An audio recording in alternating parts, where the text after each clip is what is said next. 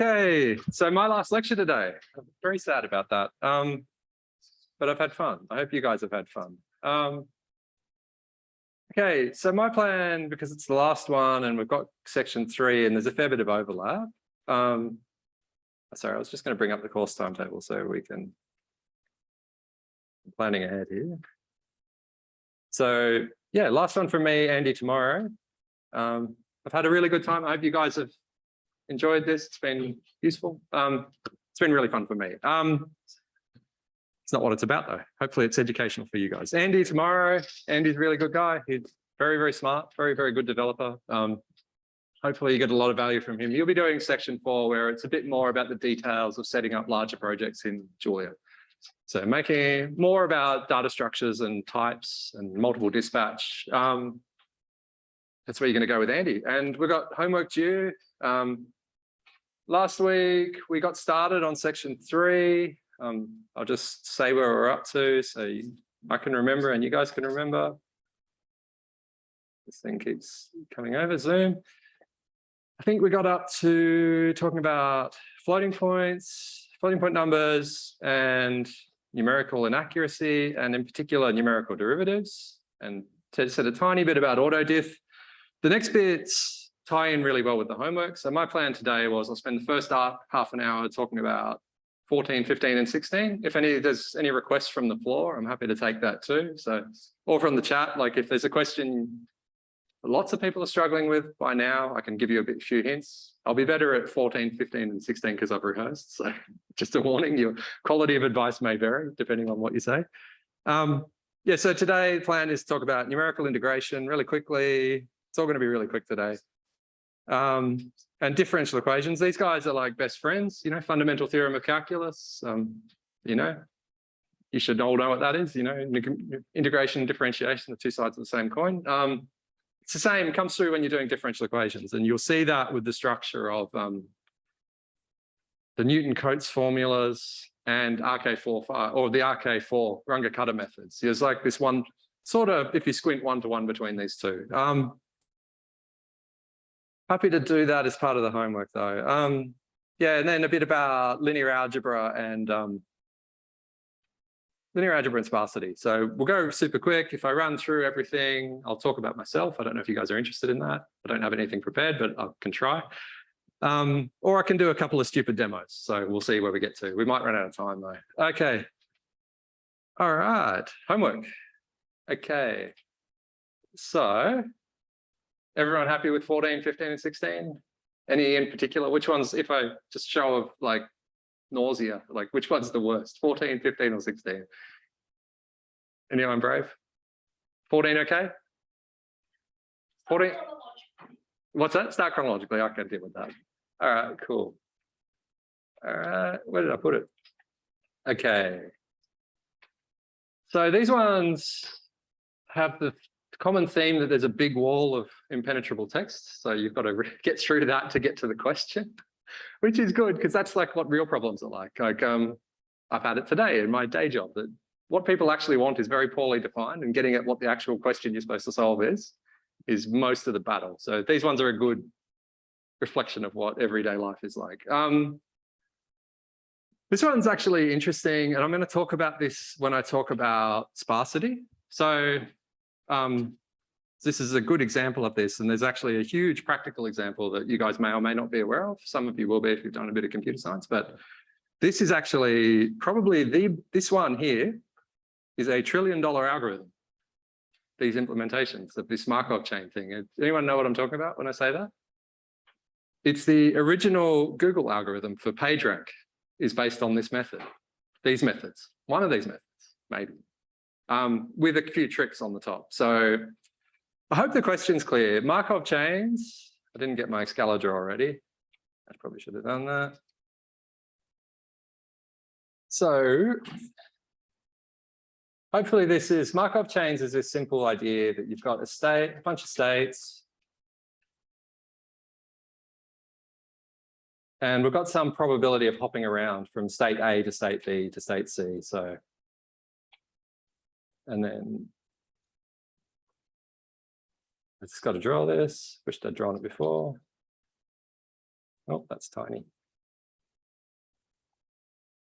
So I guess I'll join the links, join the dots and say about PageRank algorithm for a bit of completeness here. So we've got, imagine these are web pages or something. You've got, this is like a really dead simple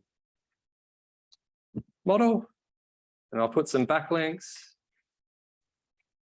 Okay, so we've got some states, some discrete set of states, and we're going to hop from one to the other with some probability. So I'll make this, as an applied mathematician, I'm interested in applications. This was the model for a dumb person clicking on hyperlinks on the internet. This is what PageRank was based around. So starting on website A, it's got a hyperlink to website B, and there's such and such a probability that person A hops to person B, to site B. And then if you're at site B, hop to site C, maybe back to site A.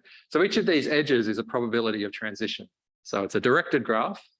I draw these pictures all the time. I'm obsessed with graph theory. Like, if you've got a thing you want to get into in maths, it's really cool. It's a really exciting area. It's kind of pollutes your brain though. You end up thinking that everything's a graph and every problem's a graph theory problem. It's like, then you solve it with calculus. And so there's this one-to-one here, calculus and linear algebra. So typical way thing is like when you get a graph theory problem, you try and turn it into linear algebra and then solve it with linear algebra methods. That's like, it's a big, powerful bunch of techniques. So this is an example of that. So what this problem's talking about is setting up a bunch of states. So I think the first one, I'm watching the wrong screen as I try and do it. They give you a bit of code. So this structured P matrix, we've got a bit of type annotation here. Again, this stuff's, hopefully you can all read this, like you're getting pretty fluent in Julia by now, and you can go like, oh, okay, takes this funny argument L. Wished it was a better name than L, but that's okay. It's an integer.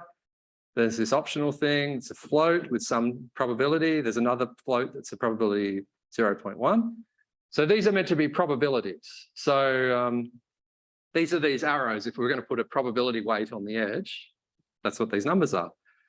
So because probabilities sum to 1, so like the probability of going from one state to any other state should all sum up to 1. All the sum over all the edges should equal 1. That's a big part of this problem. So when you're going to go fill in, like the last one, it's got this 1 minus P minus R. That's where that's coming from. You should probably ensure that P and R, you know, aren't greater than 1, some of them, before you do that. Otherwise, you'll get a negative number. So that's buggy, but ignore that. So this is like, you've got these pre-filled probabilities. Linking back to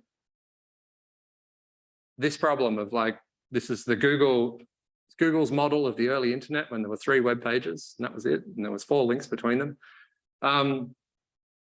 You probably want to know where people are spending the most time, like which web page at any point in time are they spending the most time. So the way you get that is you get the stationary distribution of like residence time. So if you're hopping around and you go like at every discrete interval, which web page were they on?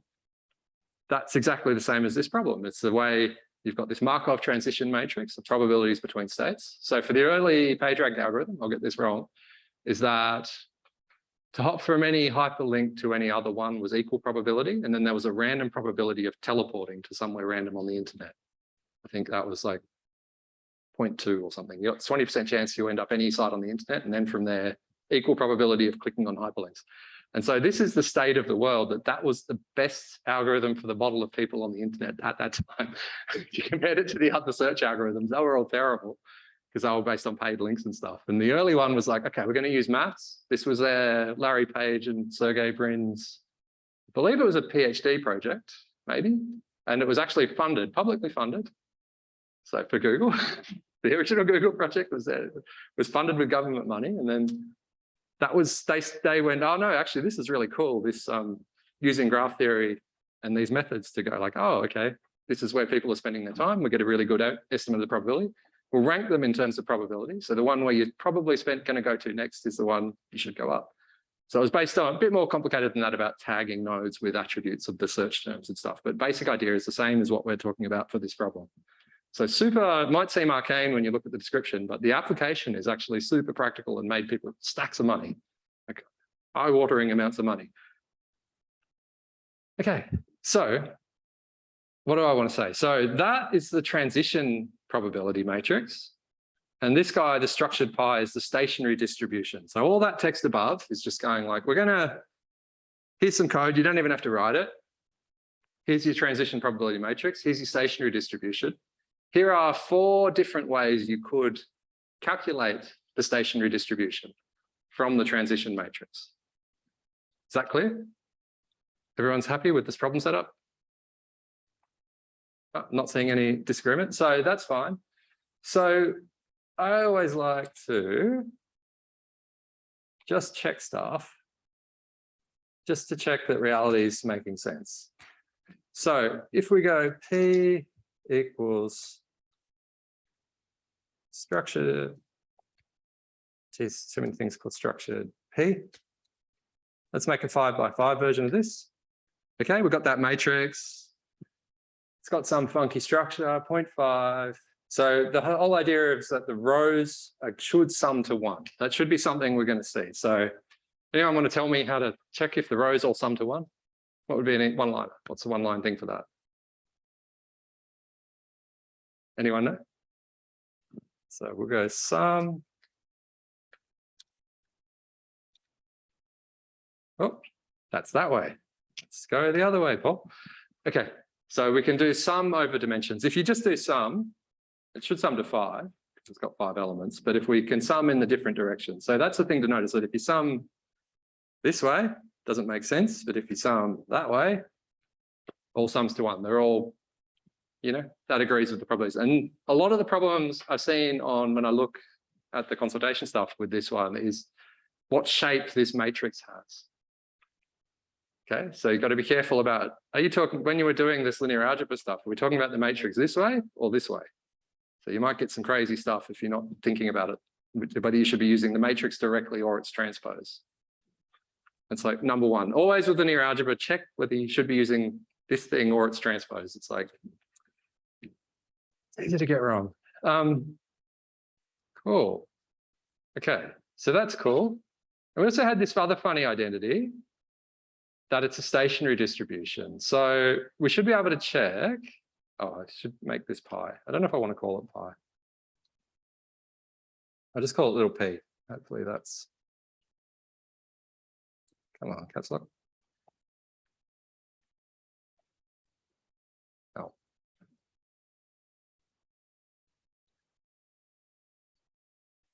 Okay, so that should be the probability, stationary probability distribution.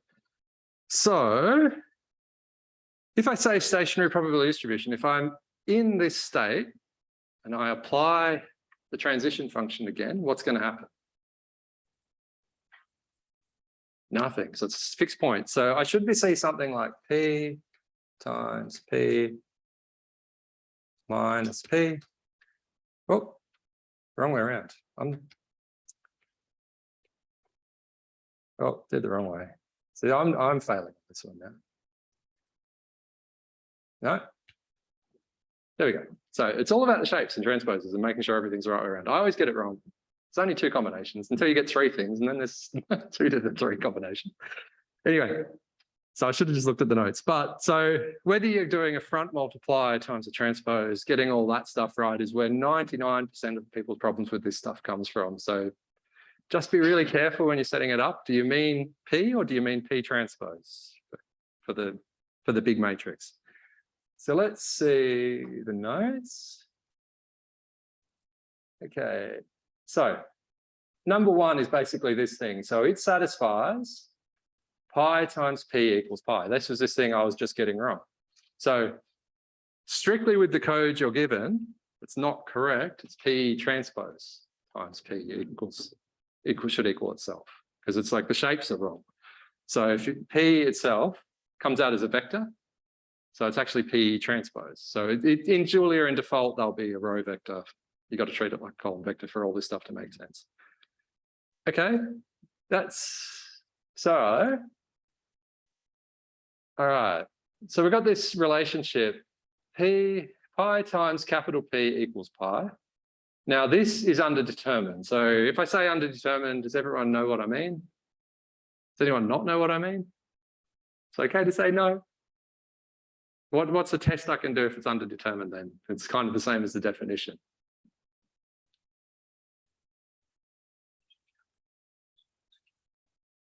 So, oh, there's that. There's might be a simple, what's like, hey, yes, exactly. So that's just debt in Julia. So, oh, that's funny. What about, no. That's confusing. I wish I'd checked that before I started. I'll think about that and come back to you, but I won't come back to you. What's that?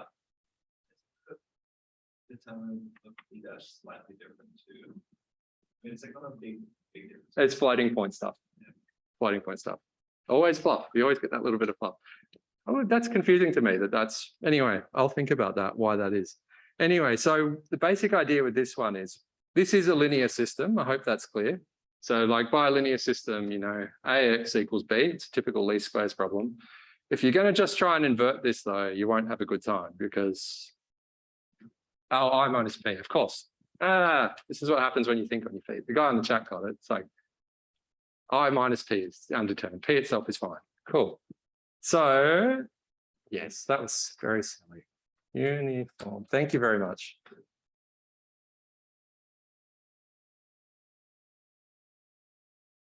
Did I spell that wrong?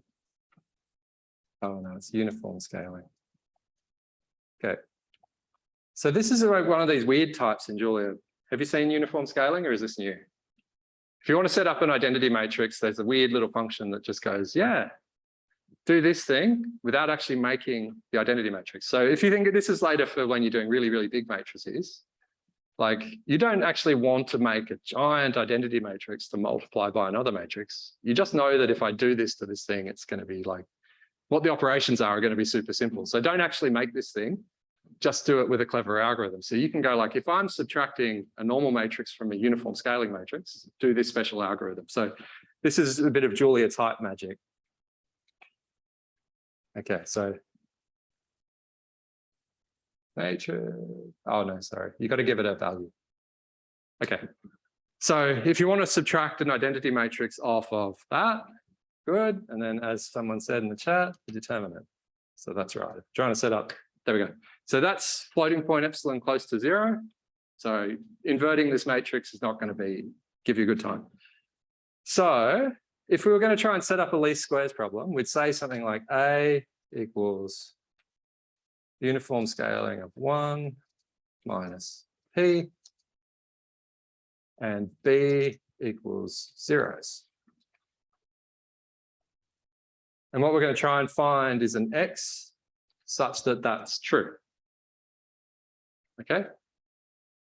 Makes sense? So Julia's really friendly. So someone said that in EdSTEM that this doesn't actually,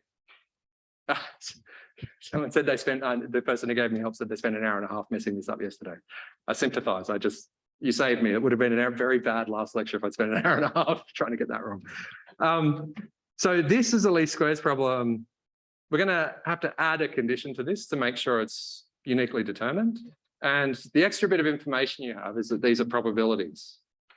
So the X's in this are stationary probabilities. And similarly, as I said before, if I did the sum P, which was the stationary distribution, it's really, really close to 1. So I can put, what I'm actually trying to do is solve for pi. So I want to put an extra condition in my matrix that says this guy should, all these guys, the sum of all these guys should equal 1. So how would that fit in as the least squares problem? Anyone got? What could I do to A to fix that, to put that in?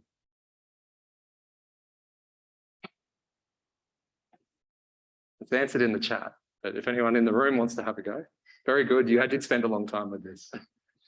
So we're going to sum them up. What's the coefficient of, if we're doing as a linear function, we're summing just things together. What are the coefficients in that sum? 1. So what you do is you add, depending on how you set up P, a row or a column of 1s in the A matrix. And for the solution vector, you add an element of 1. So you'd do something, depending on how you do it, you'd do something like V cat A 1s 5. No. Okay. So if you want it on the bottom, you can vcat it, or if you want it on the side, you could hcat it.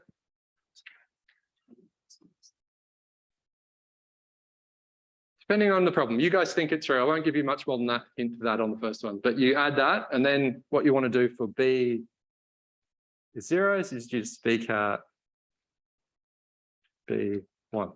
So solving for a linear system in Julia is really simple. It's just like Matlab. You've got this helpful little backslash operator. This is a magic algorithm underneath. It's incredibly complicated. I'll say a little bit about this today, but I've already spent more time than I want to on this first bit. Big hint here, though, is think about transposers and stuff. Similarly for the eigenvalue one. So, okay. So this is another method. So we should see that P to the power, large power, goes to the stationary distribution. So, yeah, for any I, yeah, blah, blah, blah. So this is like, if you just take a high matrix power, this is like repeated addition of this rule. So what we should see, this is the one I wanted to show. So we've got P, and what was the form again? So there we go. That way. So that, if I take a starting vector, that's like 1s, 5, 1 on 5 times this. What I'm doing, I'm going to say x equals this. So this is like, let's just start equiprobable in every state. And then we're going to evolve this system and see where it ends up. What that ends up looking like is we should just go x equals that. It's transposers and stuff. Take transpose again. Doesn't like that. Ignore this bit. This is dirty. If I hadn't done the transposers. Anyway. No, come back.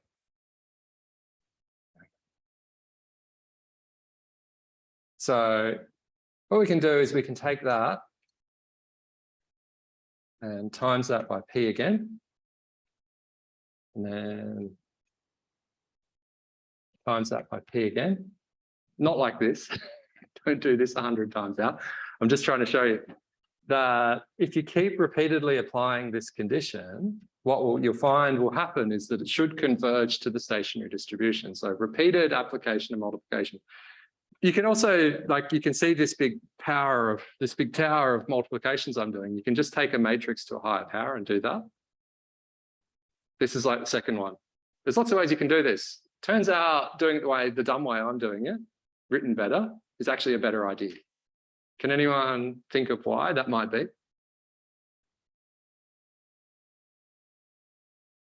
How big is a matrix times a vector going to be? What's the size of the thing that comes out of that operation in terms of memory? The size of the vector. Yeah. So matrix times vector ends up with vector, that's small. So if you're just doing matrix times vector multiplication, that's actually ends up being okay. Can anyone see, we were talking about floating point problems. Can anyone see an obvious thing that will happen if I keep doing that? At the limit of the floating point limit. Floating point stuff will come in. What will that do to the distribution, to this number? Like, it's actually supposed to be a probability, right? It might not actually be a probability distribution by the end of doing this a few times. So this is like, depending on the application, this is called for eigenvectors, it's re-orthogonalization. Every now and again, you have to check that you're still obeying your constraint and put it back together and then keep going. That's actually how the fancy methods work. It's Krylov subspace methods, they're called, because they have a fancy name. It's just basically that. Talk about sparsity later. Anyway, that's number 2. Number 3, again, just taking eigen decomposition. I won't say too much about that. Hopefully you all know do you know what an eigenvalue, what's an eigenvalue on an eigenvector? What's an eigenvector to start with? Does anyone like you're all second year, some of you, most of you are second year, right? So what's an eigenvector? take a matrix and multiply it by the eigenvector, then you get a multiple of that vector. Yeah, so it's like a special vector for this matrix that when you multiply it by that matrix, it gets bigger or smaller. It's like a scalar, bigger or smaller. So the scalar sizing is the eigenvalue. Matrix is the the vector is the eigenvector. You should be able to see, so the definition of that, I don't think I got on up. Just look up eigenvectors on Wikipedia.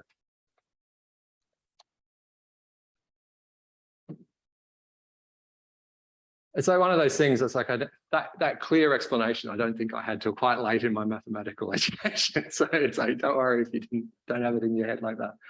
But it's this, right? Like, so I have a matrix and a vector, and I times it by it. So this guy's a matrix, vector, scalar, vector. So when I multiply it, it just gets bigger. If we look back at the definition of this stationary transition, you should be able to eyeball that and go like, hang on, that's the same thing. That's this guy. We did the verification here where we're going like, you know, if I multiply this thing by the matrix, it's going to equal itself. It's an eigenvalue of 1. It's the stationary distribution. So if you do an eigen decomposition, magical algorithm, you don't have to know how that works. Find the eigenvector corresponding to the maximal eigenvalue, which will have a value of 1. That's the stationary distribution. And that's the way PageRank works, number 3, for special reasons.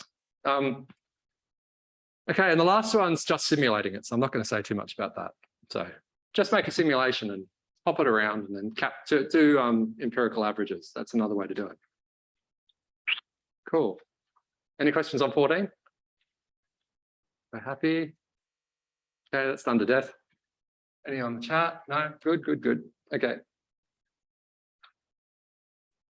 Okay, so just do that for different sizes.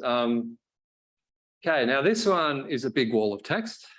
Fortunately, well, I think there's a bit of physics here, a bit of mathematics that's beyond second year. Don't expect that. I think it's a good experience to get confused and to try and pull the little bits of like, this is useful, this is not useful, out of this stuff.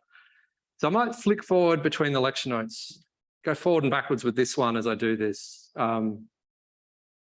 I might just talk a bit, and then when we get back to the numerical methods bit, I'll go back to it again. Maybe that's the way to do it. So where are you up to in terms of differential equations in your education? Have you done a course, like would have done some in first year, multivariate ones, systems of differential equations? If I say state space model, do you glaze over? Okay. Yeah, so no. So it's like right on second year, you should be learning this stuff. So it's all new. Don't worry if you don't understand it. This is the good thing about software. You go for breadth and not depth. You just go, I've got a rough idea of what that means. I'm going to plug it in my computer and see what happens. And it means you can do some stuff that you don't think you should be able to do.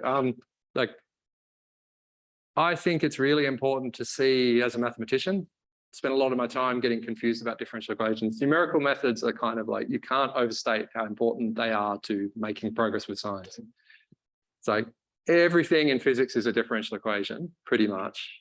And the analytic solutions, people get famous for if they come up with them. Like, you'll learn how to do analytic solutions if it's anything like my education. That is super rare. Number of times in my life, I've actually solved for a real differential equation, like count on one hand. Numerical methods, like every Tuesday kind of thing. It's like, so numerical methods are like the normal way forward. One of these, this is like not too bad. Like maybe it was last lecture, I showed you a picture of the wave equation. I did a simulation. That's system of partial differential equations. They're even worse. So it's actually $1 million maths problem to say whether solutions to Navier-Stokes, which is for fluid dynamics, even exist. So do solution, not what the solution is, but do they even exist? You get $1 million if you work that out. But engineers, every other day, numerically solve Navier-Stokes to make airplanes stay in the sky and cars to use less fuel. So it's super practical. So all you've got is numerical methods and experiments and understanding from analysis. Those three together is how you be a good scientist, good mathematician. So I've given you planetary motion. This is famous because I gave you the easy one, the three-body problem. Has anyone heard of that before? It's like analytic solution to the three-body problem, I believe does exist, but it converges so slowly that it's useless. So like someone has come up with a series solution for the three-body problem. Now, okay, how many planets? It's less than when I started, when I grew up, but like how many planets are there in the solar system? So there's more than 3. It's like, so have to do numerical methods. And a lot of things are super surprising with differential equations. Like there are solutions where, and maybe some of you saw this, did anyone's little planet ping off to infinity because it got too close to the sun? Did anyone notice that? You did? You haven't tried it yet, okay. So if you set the initial conditions wrong and it gets too close to the sun, it will go and fly away to infinity because it's singular. The structure of these differential equations has, so again, get your big maths brain out and you go like, what's the force going to do as the radius approaches 0? It's going to go to infinity really quickly, right? So this is practically practical problem. Like dealing with this stuff in simulations is like a big deal. Dealing with these sorts of forces that can go off to infinity. Hopefully not a problem for the two-body problem with you guys. So, unless you get the initial conditions wrong. So when you're setting up these problems, we have to check we set the initial conditions right. So one of your solutions don't go off to infinity because you're the numerical stuff. If you run it out for a really, really, really long time, it'll probably happen, like particularly for the RK ones. If you run it for a really long time, if it decays, gets too close to the sun, it will fly away to infinity. That's the thing that will happen. So, okay. Big one with this one is, I probably should have numbered this equation. This is like question 16. You have a system of second order differential equations. You don't need to derive it from the Hamiltonian again. You can just plug this in directly for the leapfrog method. So basically, as a maths person, you should be like, yeah, physics, you set up some forces and well, whatever. Like, you should understand that stuff, but then you get to go, okay, where are the equations? I just want to get them and do some stuff with it. Big ones to look at are system of second order differential equations. Now, this might be a bit of a jump, but this is like turning a system of second order differential equations to a system of first order differential equations is really kind of easy. What you do is you say, well, I'm going to call the first derivative velocity, and then I'm going to put velocity in the second order derivative term. So that's all that is, to turn a system of second order differential equations into a system of first order differential equations. If a term's missing, you just go, okay, I'm going to call you velocity, and then I'm going to write down the equation for velocity, the differential equation for velocity. So there's just a one-to-one between those two. So that's the system of first order ones for the first question. That's the system of second order ones for the second question. I've set mass and gravity to 1 to make your life easy, so you don't have floating point problems as well with this problem. So when you go to physics, you know, think like, what's the mass of the sun? Big, very, very big. 10 to the something bigger than I know. And what's G? The capital G? Is anyone in physics see? 6, 7 times 10 to the negative 11. Yeah, so it's a really small number. So what does that mean is that the time axis is going to be really, really, really long, and R's are going to be really, really, really big. So when you get one of these problems for real, one of the first things you do is make it non-dimensional. So like cancel out some stuff so that the scaling's nice. That's like a big practical thing for dealing with floating point. Okay. So in terms of staring at it, like there's your starting point for question 15. This is your starting point for question 16. Okay. I'll come back to this. I'll show you, maybe I can do this one. I'll show you this now because this is,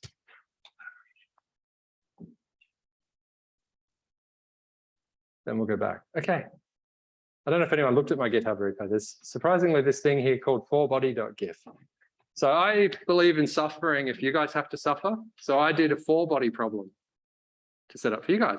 This is really interesting because this shows you why you don't try and do analysis. Like, give up on pure maths now. It's all numerical methods from here. What is the equation for that? I have no idea. They're just crazy worms. There's no equation for crazy worms. So this is the 4-body problem with a pathological initial condition.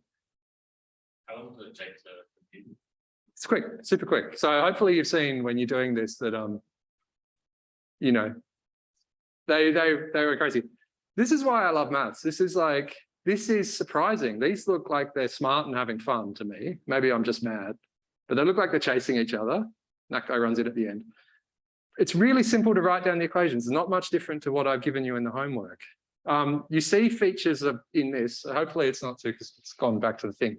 But you'll see at the start that it looks stable. And then there's this little oscillation that grows and grows and grows. And then it goes chaotic. So this is where talking about floating point, numerical methods, differential equations. Chaos theory was super big in the 90s. Thinking about there's systems of differential equations that have exponential sensitivity to initial conditions. So like if I change the initial condition by a tiny bit, where this system will end up in phase space, that's that system of first order differential equations, diverges exponentially. So it's basically, and I was trying to say the other day, is like, can you have deterministic systems that are chaotic, like random number generators? Yes, you can have differential equations that are random number generators after a while. For short times, they're correlated, but after a long time, they end up uncorrelated. So that's a four-body problem. So if you're thinking about physics and how things scale, basically you have this force relationship from every particle to every other particle in the system. So another algorithmic scaling problem is like, how does this scale to the size of a galaxy? So there'll be people on the physics thing who are doing like, here's a simulation of the galaxy under gravity, Newtonian gravity. Don't worry about general relativity. That's too hard and everything's too far away. But if you've got billions of things, what's that scaling of like, there's a force interaction from everything to every other thing. What sort of scaling is that with number of planets? N to the, what's that? No, it's not that bad. It's just n squared. N squared. So like every particle interacts with every other particle, that's n squared. As you get big, so starting to think about scaling and how things work, n squared is actually really bad for a galaxy, right? Like if you've got billions of planets, you can't actually do this. And that's one of the best, so famous algorithm from the 20th century is called fast multipole methods, which is a way to make these types of simulations n log n instead of n squared. Okay, cool. That might be enough homework help. And I'll go back to the notes for a little bit. And unless we've got any specific questions from there. Cool. Question 15. How would you classify the best and worst trajectory? Exactly. So this is hard. I'm going to make you think about this. Like, if I ran this simulation again with different time steps, which one's the best and worst trajectory? Can you actually know? No. I don't expect anyone to do this, but for a two-body problem, there is an analytic solution. They're called conic sections. So what you would expect to see is either parabola, hyperbola, or ellipse. For yours, it should be ellipses. They should be elliptic. Usual strategy is to go for the one with the smallest time resolution is the best and like see if they're diverging from that. So for a particular method, the one with the smallest time step should be the best in terms of asymptotic error properties. So you're kind of always comparing it to itself and it sucks and it feels really dirty, but that's all you can do. So same with these people trying to make a car or a plane stay in the sky. All they can do is make the mesh smaller, check what the relative error is like and see what happens. So not a good answer, but that's kind of all you can do. That's the state of the art. Yep. So for energy, is it the less it moves around, the better? Yeah, so that's more, actually I should have said that for this question. The property of a Hamiltonian system is it's non-dissipative, so it's not losing energy. So this is more than I expect you guys to know. So probably should have been super explicit with that, but these sorts of systems where there's no first order terms in the differential equation, they're not losing energy, they're conserving energy. So that's why the Hamiltonian is more for logging, you know, like just check the energy, see what the energy is doing. If the energy is moving around, it's probably bad. That's another way you can check the errors. And that's a big hint of symplectic integrators take respect that property kind of Hamiltonian systems. So they should always be close in energy to the real system. That's the kind of thing I'm hoping you'll see when you do the simulations.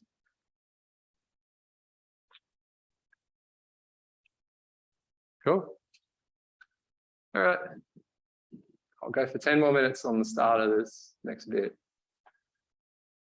Okay.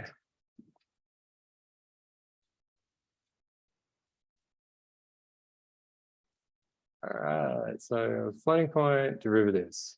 Okay, so we had a little example, section 1, cast your mind back to the distant past of like doing numerical integration. So both of these methods, integration and differentiation, surprisingly for me always, the algorithm is to go back to the definitions and derive them. So basically, I think I drew this one, so I have it to hand. I'll wait for Zoom's stupid focus to go away. Hey, Riemann Sum. So Riemann Sum is this thing of like, you just make little boxes. If you sum up the boxes, that's a good estimate for the error. As you make the boxes smaller and smaller, this guy gets to become a better estimate of the integral. So, oh, I'll close that because I'm going to keep getting confused. So this is Riemann sum, some approximate integral. So for an integral from A to B, good thing about derivatives and integrals is they're linear. Like you can split them into bits and just sum up the bits and you get the same thing. So we can just worry about one little interval. This one is just putting a box. So if we went back to this guy, it's just like considering one of these boxes.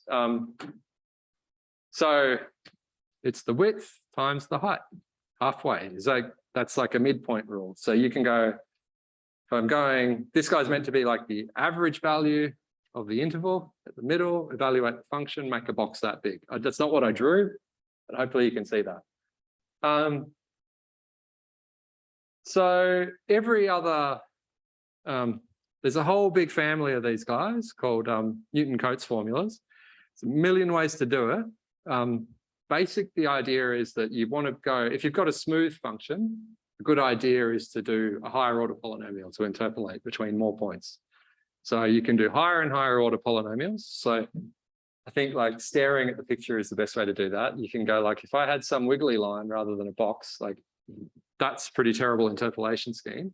If I made some smooth thing that goes through all the points, just higher and higher order approximations, that's going to be better and better error properties.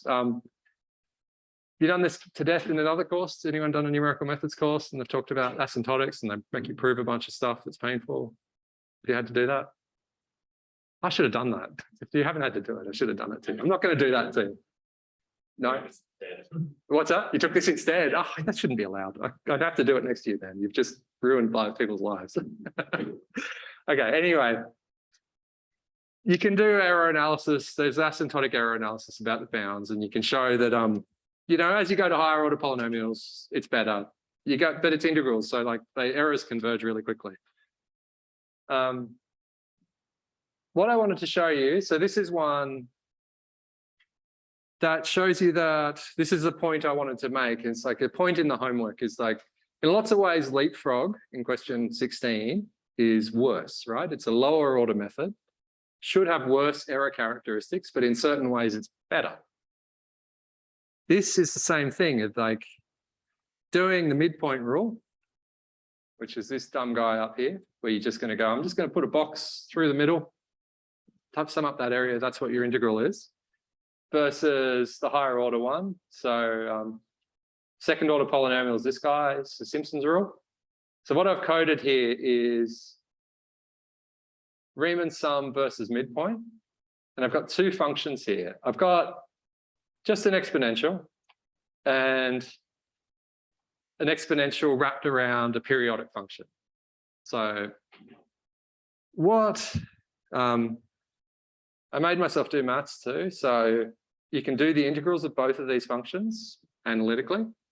So the first one is in terms of Bessel functions, special functions. That's why that special functions dependency is in there. Bessel functions are kind of basis function you get when you have cylindrical geometry. So like if you imagine water drops, that sort of shape is a Bessel function.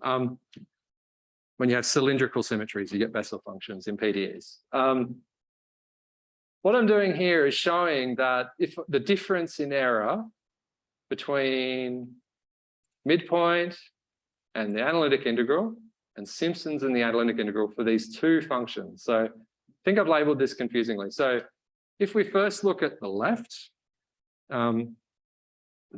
we see what we'd expect to see is this asymptotic thing of like, oh yeah, asymptotic error for Simpsons method is way better than the midpoint rule. This is what you'd expect. So this function on the left, we'll make sure what we've got, it's P1. That's the exponential, hopefully. Yeah, so that's just an exponential. Cool, from 0 to 2 pi is what I've done this integral over. So for an exponential function, you know, whichever, that way. I'll get it right eventually. Exponential function going up exponentially. Doing a midpoint rule is really bad compared to Simpson's method. Simpson's method converges really quick. On the other hand, we've got this funny guy. I'm going to do these two functions. Actually, I'm going to plot them so you can see them because I think this is confusing.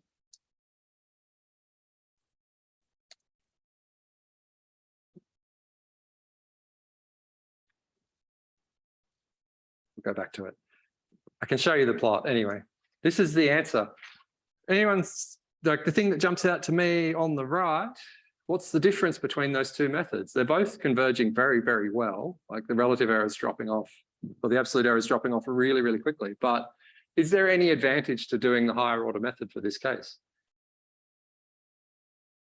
Basically the same, right?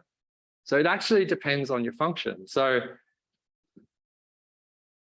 I'm probably guessing too much that people can guess what these functions look like by looking at them. You probably, that's why I want to plot them. So if we go plot f1 dot not 0.0122 times pi. So this is the one on the right. I've labeled it f1 just to be confusing. The one on the right, where the errors are the same. You got to set up plot before you start. Waiting. Here we go.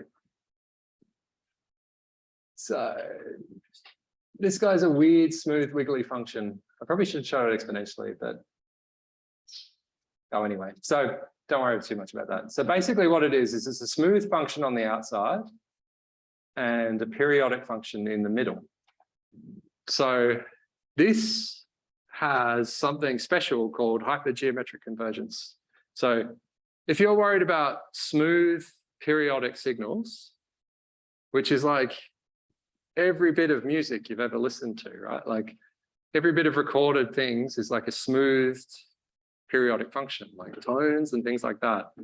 So the advantage in using fancy integration method versus dumb as a box of hammers integration is 0.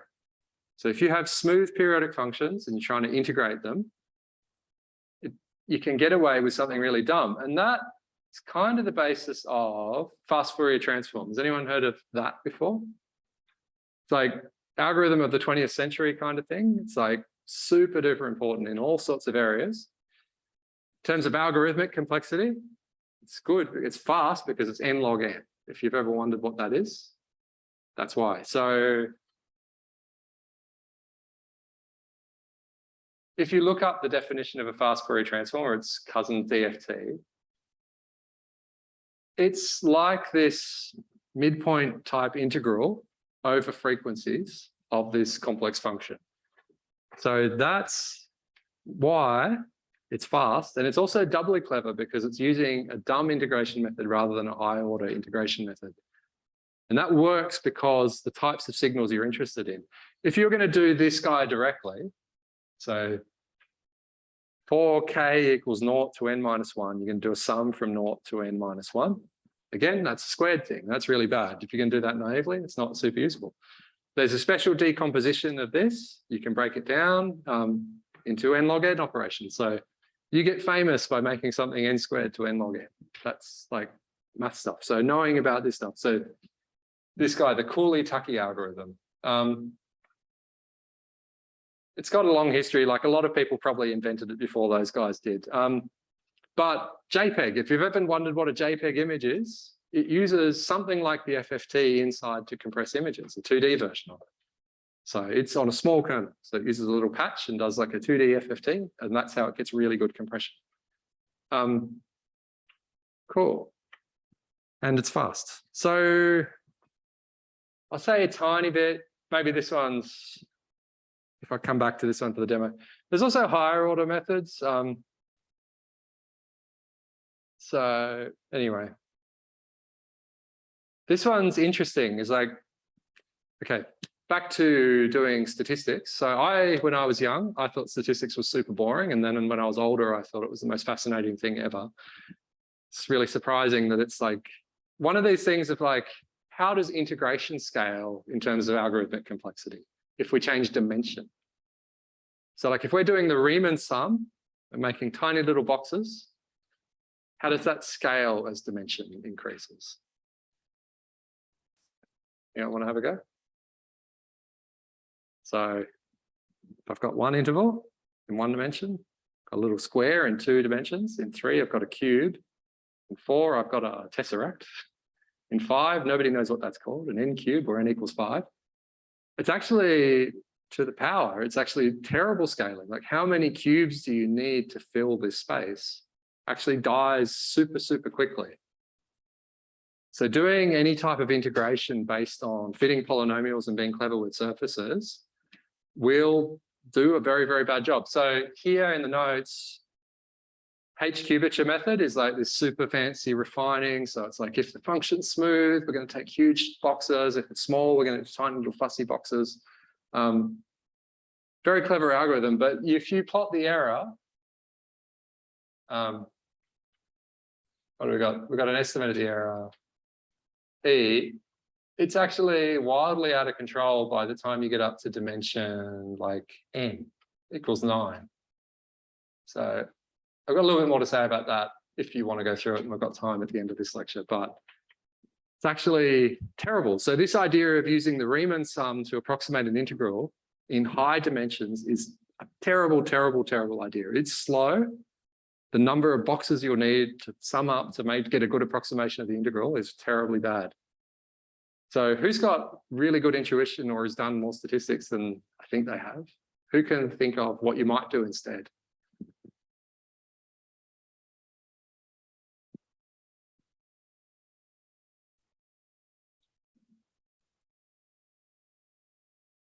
Might leave it on that. You can think about it. How the hell do you deal with this problem? It's actually called the curse of dimensionality in statistics.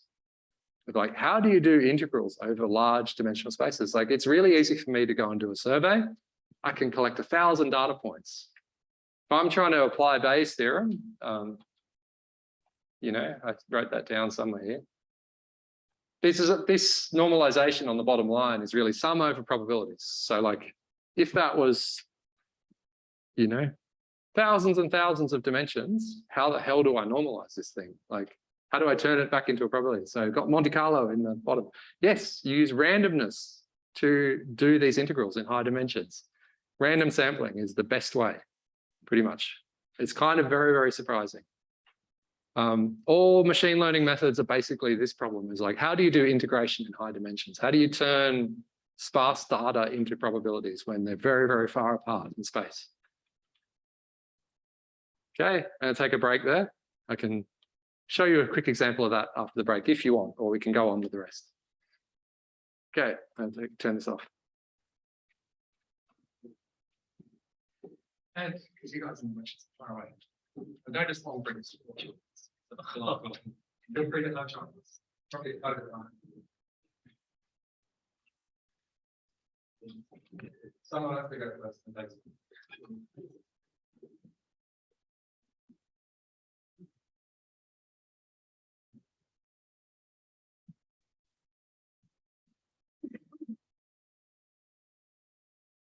Here, holding to here.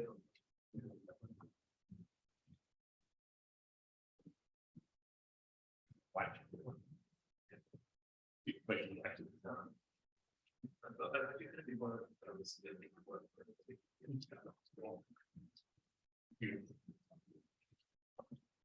Thank you. No worries. Thank you, Paul. got that after last Monday. It's a really long week. Yeah, it's like I'm chocolate. It should do.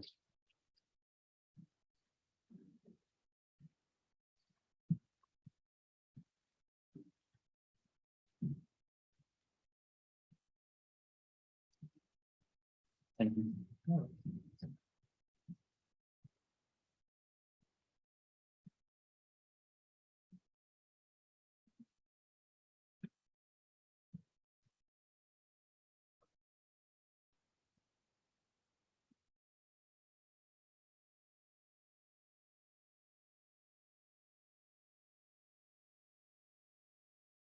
Will your solution to go back be published after the big number? I can give you what to do after. Oh, when I ask you, so you got in. So after you've been with video and casting, before it can be casting tomorrow.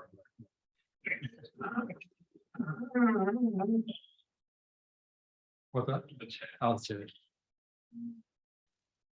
Anybody for playing some questions? What's that? Anybody for playing some questions? Come on, I'll do. No, it's not. Just the character. End a little bit. So that first is polling this is going to be sort of fun. You're allowed to remove that.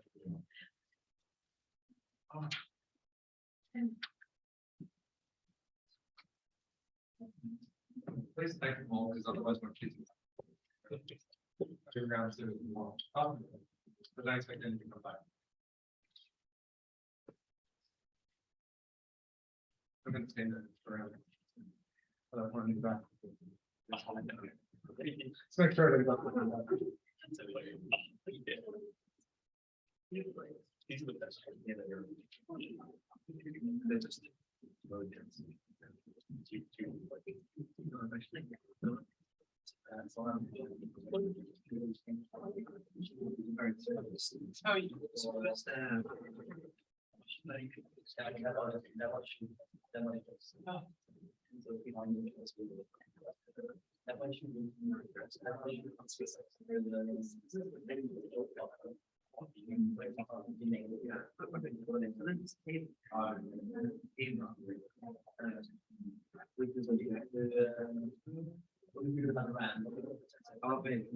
we manage this probably on the rounds?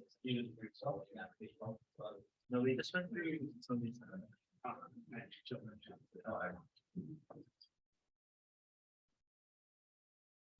Sound. So it's just on memorize the minute, just sound pretty much. Let's do the integration. Right.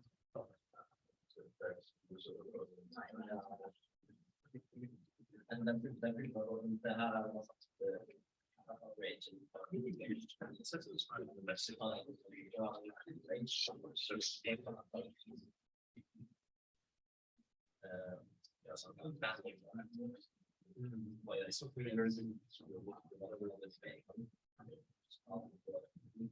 yes, actually, it's supposed to be these scale down to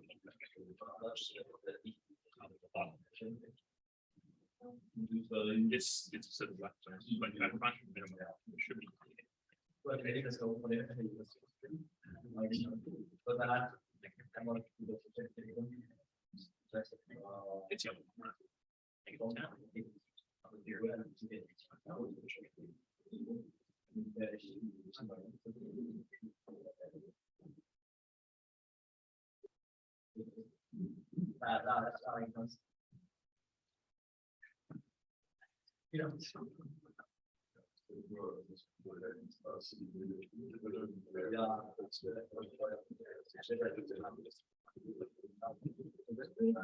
it's a very something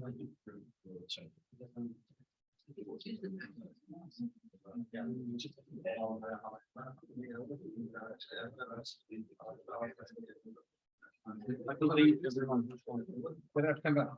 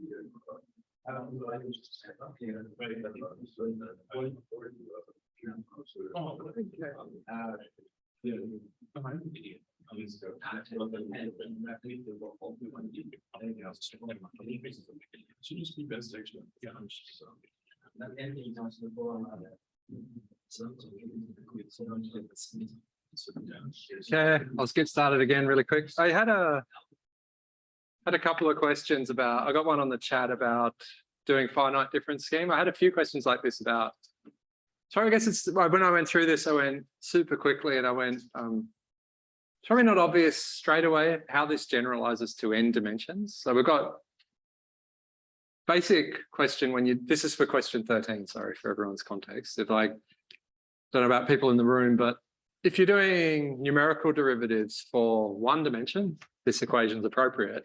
If you're doing it in 2 dimensions for a univariate output, so a function, let's pretend we've got a function that takes n dimensional input, a vector, length n, and it evaluates a scalar out. So how many finite difference steps do you need to take? So this is basically the difference between doing a normal derivative and ordinary derivative and a partial derivative.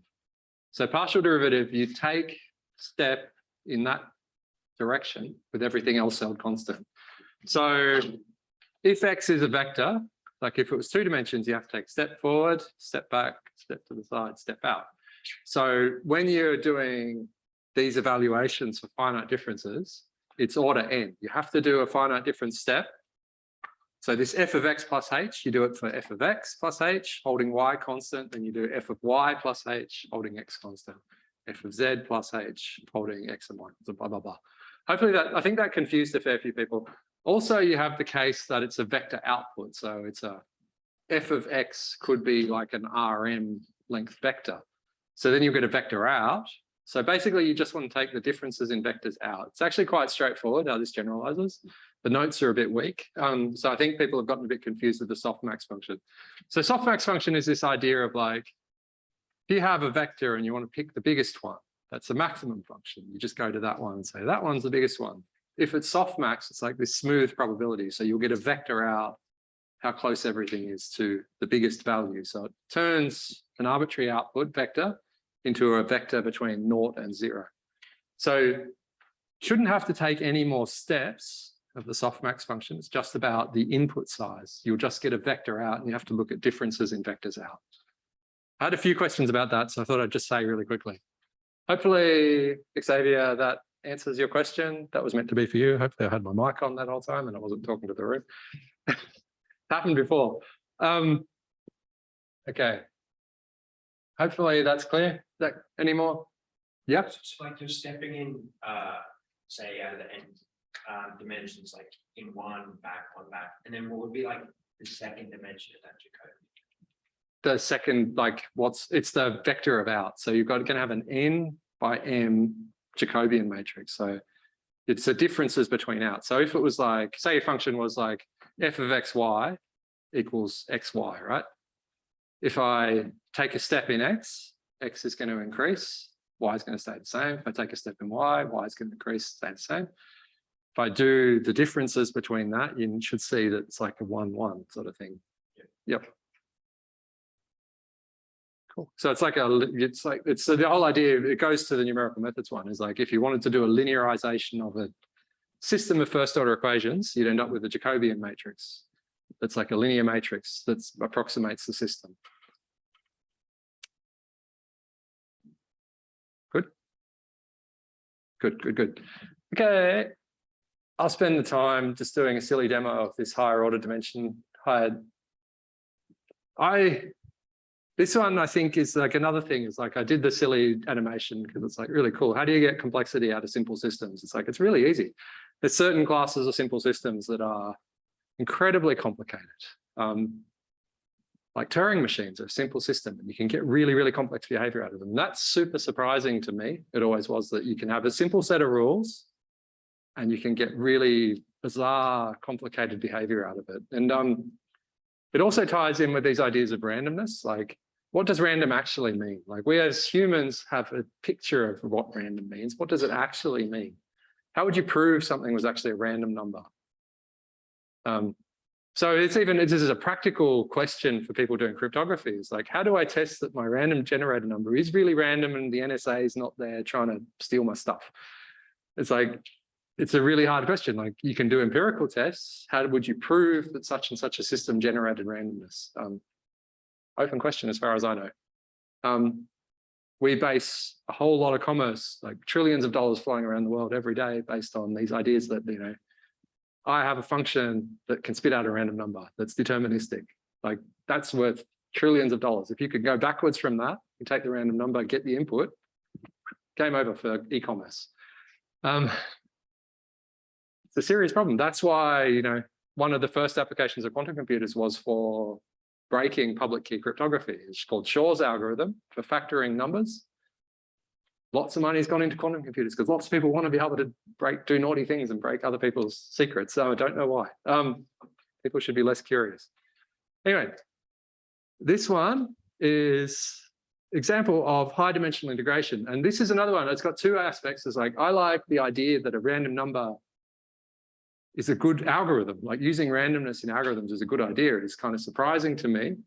It's also got this surprising thing of like, I have no intuition for high dimensional geometry. One of these things about maths, and maybe you're starting to realize that if maths is for you, is that it's really cool when you can't reason about what's going to happen. So this is one for me.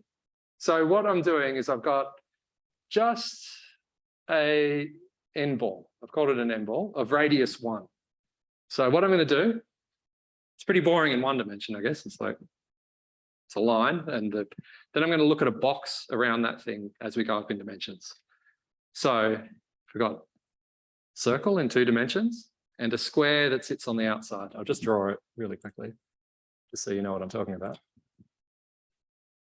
So in 2 dimensions, pretend this is a circle and not some funky ellipse. Oh, it drew it for me. So I'm going to try and work out what the area of this circle is with radius 1 and a box with side length 2. It sits perfectly on the outside of this. So that's in 2 dimensions. 3 dimensions, it'll be a cube. 4 dimensions, tesseract, and whatever that's called. N sphere, n cube, blah, blah, blah, up to n. What I'm interested in is what's the difference in area between those two? Does anyone have any intuition about how that goes with dimension? You do? Yes, but only because I've seen this exact problem. So. Oh, you've seen it before? It can't surprise anyone. Okay, you don't get to say then. Anyone else? Wrong, but like intuitively, like scale same amount. Yeah, okay. So the one way I've gotten intuition about this after learning about this is think about the length of the center to the corner and the difference between those two as dimensions get higher. So it's going to be like a norm. So, you know, x squared plus y squared square root. And then it's going to be x squared plus y squared plus z squared square root. X squared plus y squared plus z squared, blah, blah, blah. It keeps getting bigger and bigger. So the radial bit gets huge with dimension. So when you actually plot this,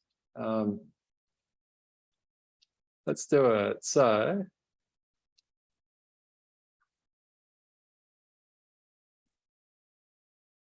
this is the ratio in the ratio between the volumes as we change dimension. So it actually peaks and then it drops off really, really quickly. Like, what the hell? It's cubes and squares. It's like, you know, you think about the circle, square, cube thing, and you're like, oh yeah, it's kind of the same. It's like nowhere near the same. It's actually getting tiny as you get up to dimension 15. So this is the analytic result. You can go and prove this for yourself if you're really motivated. You've all got the tools by now to do this sort of maths. Okay, so what we're going to do is just pepper this with randomness. And I know the volume of a cube. I can do that integral. that one's not beyond me. But the sphere one, oh, that's hard. So what I'm going to do is I'm going to go, well, I can do the box. And then I'm going to randomly pepper that. I've got a random number generator. I'm going to randomly pepper that with points and just count how many go inside the box and how many go outside the box.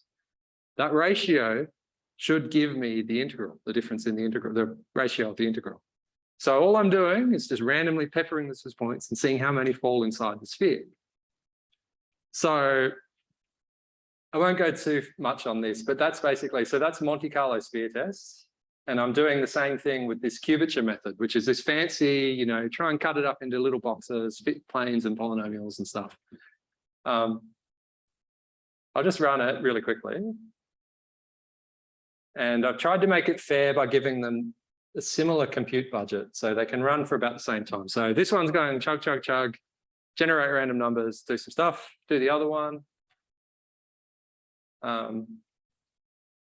This should be the plot. So what we've got is analytic, Monte Carlo simulation. Monte Carlo, because it's like rolling dice. I'm peppering it with random noise, just counting how many go inside and outside. So we see that this one tracks pretty well for the compute budget I've got.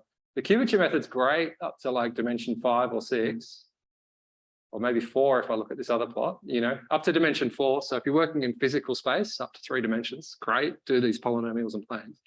Then our monkey brains die because we don't live in 4 dimensions. And doing planes and stuff is actually really bad. And doing the dumb pepper it with random noise and just count how many go inside and outside the box kicks its ass. It's heaps better. That's pretty limited compute budget. So yeah, it just goes out of control. Yeah, it's really bad. So this is how most high dimensional statistics work in Monte Carlo method, Metropolis-Hastings algorithm, one of these algorithms of the 20th century, like super, super useful and important thing. Yeah, it's how you scale these to large problems. And I think it's super interesting that randomness is one of the keys. Even this one of like the volume, the probability when you get up to these really high dimensions is it's like only a few points by then are getting inside the sphere and all the rest of them are landing in the box. The ratio actually gets really small. It's like, I think it's like by the time, if I'm using 1,000,000 points, it's only a few points are going in the sphere and the rest are going in the box in 15 dimensions. You can verify that yourself and check whether it's true, but super surprising to me. And I have no, it's like, this is the superpower that maths gives you.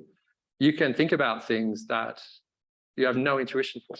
You can get results for things that you can't possibly understand. It's really powerful. This is the reason abstract stuff's super useful, and doing it with a computer because it lets you get some answers too. Anyway, it's motivating for me, hopefully motivating for you. Not on your notes. You don't have to do this one yourself. Okay. That's integration. You're probably all experts at this by now, but if you've done question 15 and 16, again, it's this dumb thing of like, okay, most of physics is this guy, like, it's like, there's a rate and I've got some function that depends on the state and time. If you're lucky, it won't depend on time. In question 15 and 16, doesn't depend on time, just depends on how far away you are. That's how much velocity and force you're going to get. That's like in differential equations land, that's an autonomous versus non-autonomous system. Like, does it depend on time or does it just depend on the state? So the trick is, this is an initial value problem. So what that means is we've got a differential equation and we've got the state of that differential equation at some time. What we want to know is like, where will this system be at some point in the future as we go from the initial state forwards in time. So this is this thing, it's like the dumb thing to do is you go, okay, well, derivative, go back to the definitional version of calculus in terms of limit. So like the difference between this approximation and the analytic result is you put a limit and say lim as h goes to 0. Then you've got the actual derivative. So what we're going to do is we're going to take a perturbation in time. Well, if you want to know this, we're going to take a small step forward in time and look at the difference between these two and divide it by that. Okay. If I apply this recursively to this system, so I'm going to start at y0, rearrange this equation. I'm going to apply it to itself and go forward in time, blah, blah, blah, blah. That's called Euler's method. So this is really simple. It's recursive. So you start, or iterative, however you want to call it. You start at t0, and then at t1, you're going to go, okay, this is the approximation, do a linearization of the dynamics and do a prediction for a little bit forward into the future.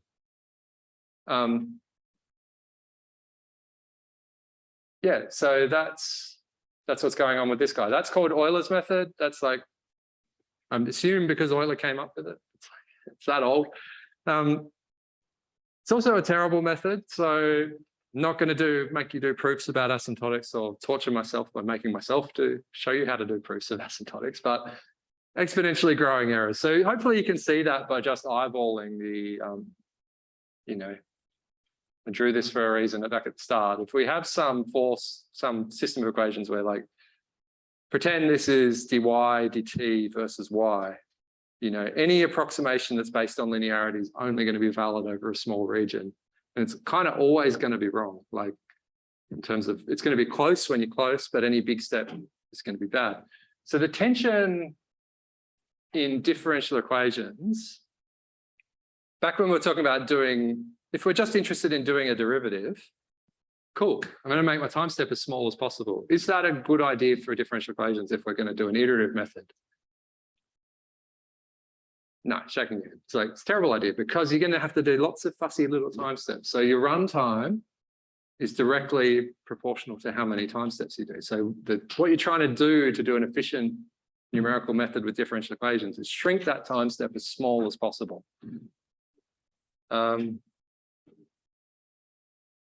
So you don't kind of run into those problems about floating point as much with differential equations because you're trying to go as far as you can.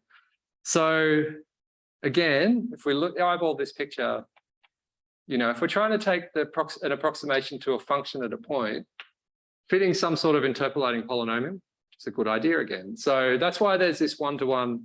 Maybe you'll see it really quickly. If we look at this form of the Runge-Kutta equations, maybe I didn't go higher order enough when I was doing the notes for this numerical integration, but you should see the same kind of pattern as like it's a 6, 1, 4, 1, because you're using the same kind of polynomial interpolation scheme. It's an extra term, but you'll get like a 1, yeah, 1, 2, 2, 1, yeah. So these families are like one-to-one. They're all to do with polynomial interpolation. You get the same method. So that's numerical methods. They're pretty straightforward. Again, if you're going to do a system of equations, it's just a vector valued function. It's no difference. So instead of doing, when you're doing this derivative, this guy might be a vector. It naturally extends. You're just going to do the same thing over a vector valued function. It's pretty straightforward. Hopefully when you guys do this, it's more about when you get to 15 and 16, deciphering what the question's asking you is a bigger deal. And also thinking about, like, maybe this is one. So if anyone goes to use the differential equations package, has anyone had a go at that yet? Did you have a good time or a bad time? You had a good time, you had a bad time. It's a complicated design problem to go like, how do I make a numerical methods library for differential equations? Like, this is one for you guys to think about when you're making, for clarity, like, how do I decompose this thing into little functions? So I've got a function that will return my matrix of my vector of derivatives, sorry. That's one little part. That might make sense to have that as a separate function, where I call that, I give it a vector, it gives me a vector of derivatives back, or vector and a time. Maybe you'll have a time, maybe you won't. You want to cover both cases. It's actually really hard, and I think they did okay, but I think it's not user-friendly, so I think you're actually both right. Yeah, the differential equations is one of the big selling points of Julia for mathematicians, because it's an amazing library.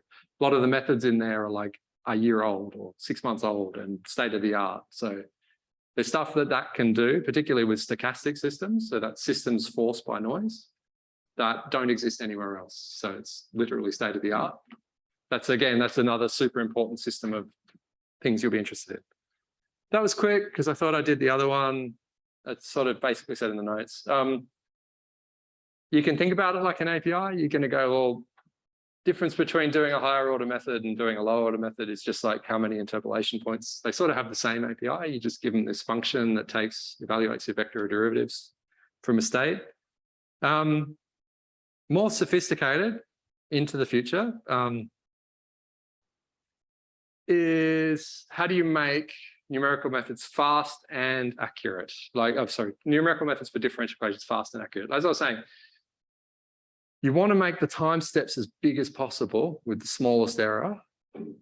So when you go further forward, you might have seen like RK45 as a method people talk about pretty commonly. The difference is what they'll do, they use a higher order Runge-Kutta method as an error checking step for the lower order method. So what you'll do is you'll evaluate like a fourth order Runge-Kutta scheme. I think I linked these in the notes. You can look them up. It's actually kind of mechanical to derive a Runge-Kutta method. You can do it yourself up to n order. You just get these big, huge polynomial things and cancel, cancel, cancel. You can do a seventh order one if you wanted to. So what you can do is you can use the higher order method to test the error of the lower order method and tell you if you're allowed to make your step size bigger or smaller. You can have an adaptive method that goes like, this system is kind of flat near here. I've got a really good approximation to the derivative that they aren't changing quickly. I can take a bigger step next time. You'll be fine. And then you can test that step and you go, oh, whoa, the difference between those two methods is really big. Let's pull the step back. And then we can do that step and actually take it. So you can have adaptive methods. So that let you automatically tune step sizes. But because numerical methods are hard and dynamical systems are awful, there's a whole big class of physically relevant problems that have very, very different timescales. They can change really quickly, like anything that has a shock wave or something like that, like if you're doing numerical fluid simulations, breaking the speed of sound as you're going over that little, this fluid subsonic, this fluid supersonic boundary, there's actually a rapid change in physical properties over that boundary. So any of these adaptive step methods are going to die. Yeah. Is that like stiff?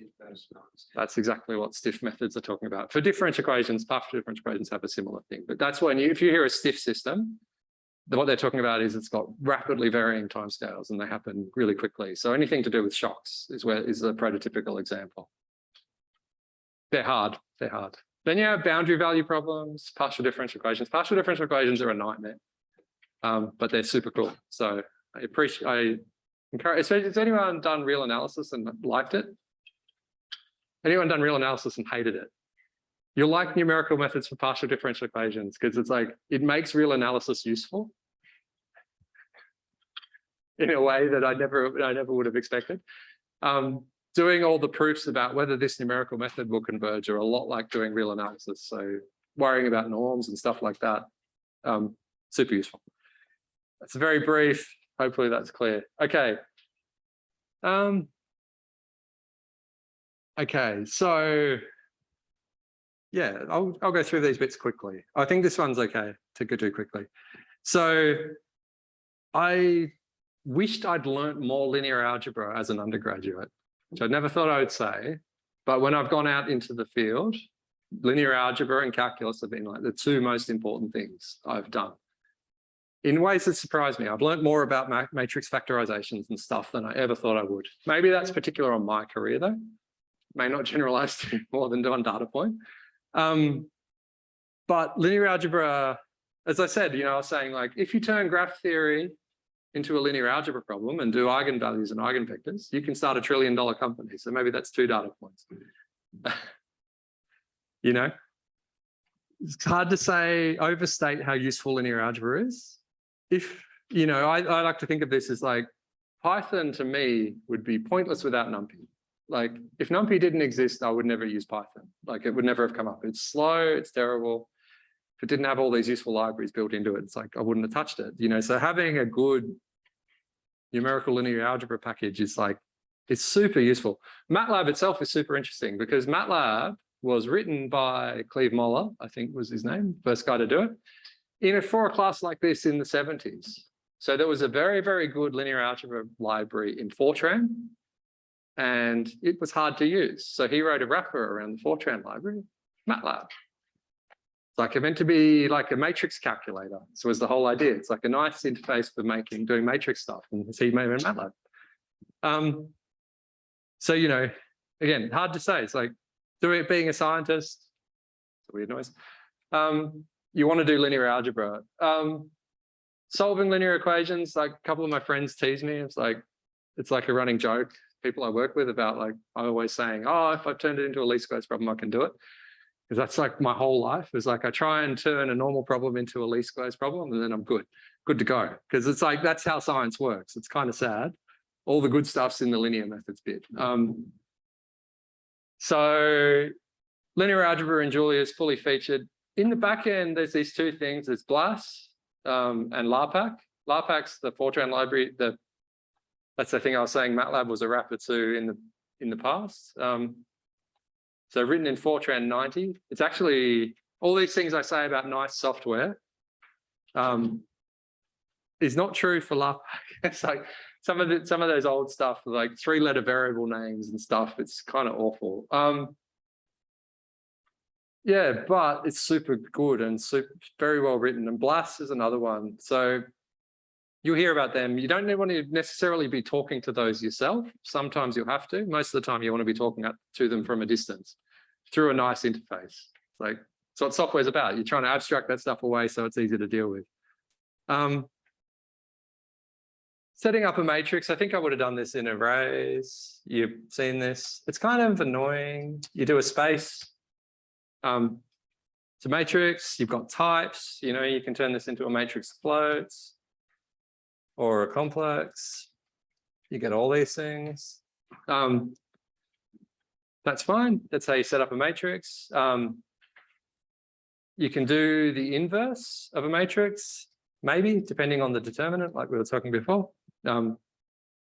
So big no-no numerical, like one thing you could take away from this course, and I'd be very happy, if you have a linear system, like a least squares problem, don't multiply by the inverse. Never, ever, ever take the inverse and multiply it. Always use the built-in matrix solve. It's like, there's a shudder as an applied mathematician. If anyone ever says, take the inverse and multiply it, it's like, no, don't do that. I'll tell you a little bit why in a second. But so you've got all this basic functionality built in. Identity matrix, as I was saying, is this uniform scaling. So this is really clever a data type. So you're not going to use all your RAM. It's like if you've got uniform scaling, if you're multiplying by uniform scaling, it's just like, oh, I'm multiplying everything by 2. I do not need to make a giant matrix of 2s to do that. I can use the type system to do clever things. Okay, so again, this, depending on the condition number of this matrix, so again, it depends on whether this is approximately true. This depends on the determinant. So as we were saying before, and I got slightly wrong, the guy in the notes, guy in the chat got it right. Like if you have a poorly conditioned numerical method, the determinant's close to 0, doing an inverse, you're dividing 1 on by a very small number. That's a very, very bad idea, and your errors are going to explode. So this is like most of linear algebra is like, how do I solve these types of problems of y equals, so a times x equals b. By an abusive notation, what you'll see is you go a backsolve x. So this guy though is a very, very, very clever poly algorithm, it's called. So if it's floating point results, but if it's numerical, if it's a matrix, it's actually a super sophisticated thing. Depending on the type of the matrix, it will do clever things. For certain types of matrices, you want to do a certain type of solution. This is like a whole course on its own that I would teach very badly. I got like a bunch of rules of thumbs for stuff I know. And the basic one is use the poly algorithm because it knows better than me. So for example, if you have a symmetric matrix versus if you have a normal just a normal random matrix of real numbers, you want to do a different type of decomposition to solve this matrix. You'll see all these guys is called, for least squares problems, QR decomposition is the one you'll see all the time. It's another thing called a Chaleski decomposition. Chaleski will work if it's a symmetric matrix. It will not work in general. You can make a symmetric matrix by doing A transpose times A, but maybe not. Maybe that's a good idea. Maybe it's not. So this guy is a very, very clever algorithm. So when you're going back to question 14, just use this thing. Understand that it's very clever underneath. This is thousands and thousands of lines of code underneath about what it's going to do depending on your problem.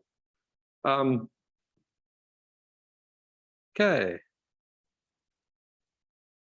So again, indefinite matrices, all these things, very, very clever.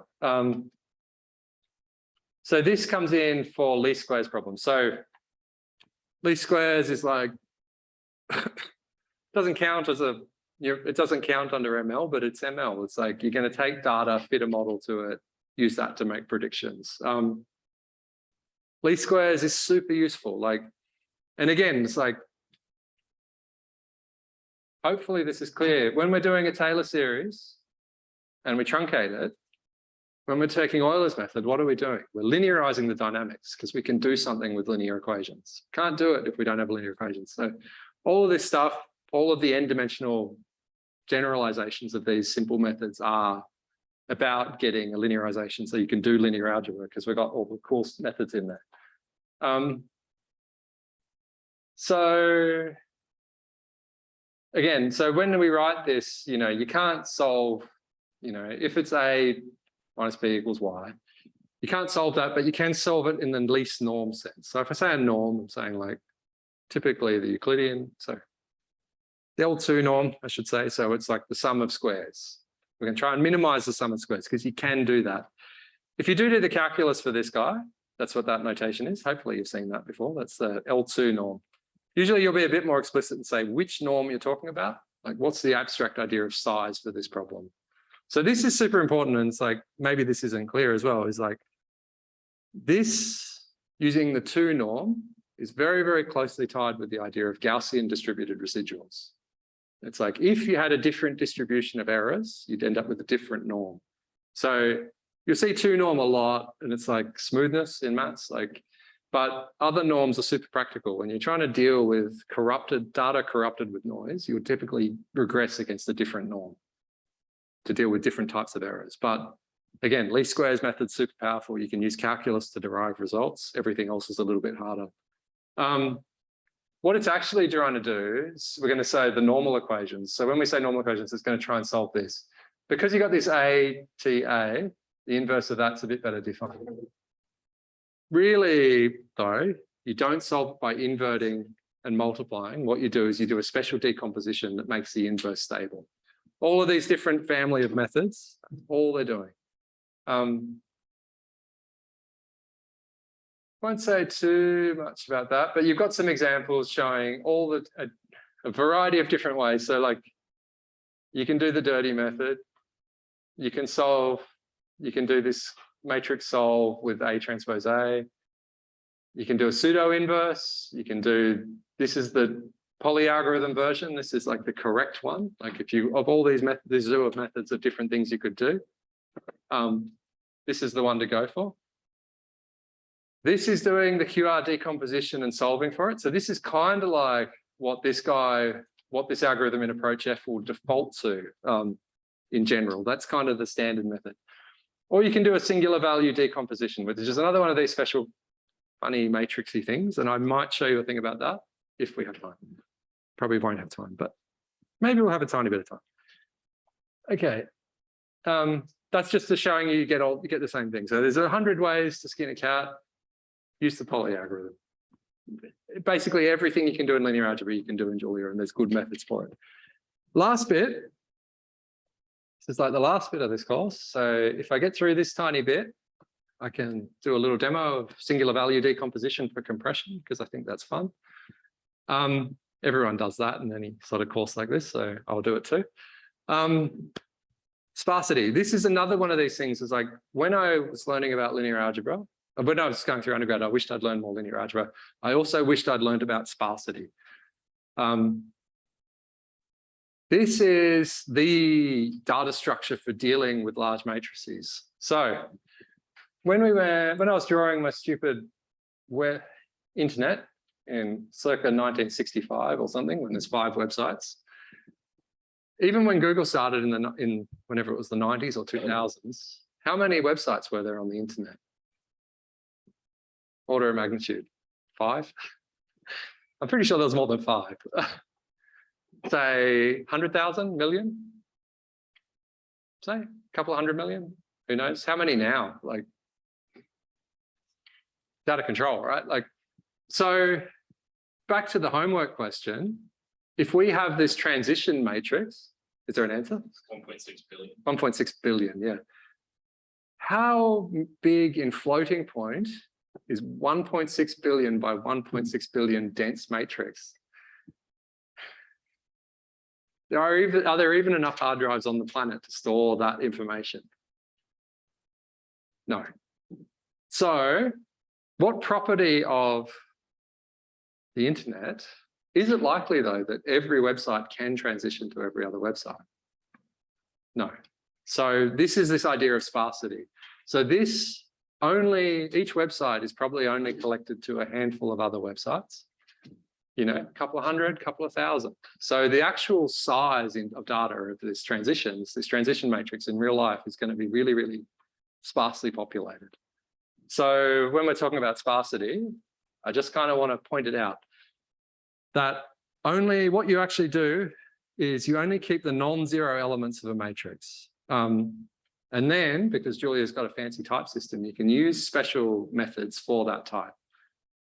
Anyone, this one's probably a really hard question, close to 7 o'clock on a Friday.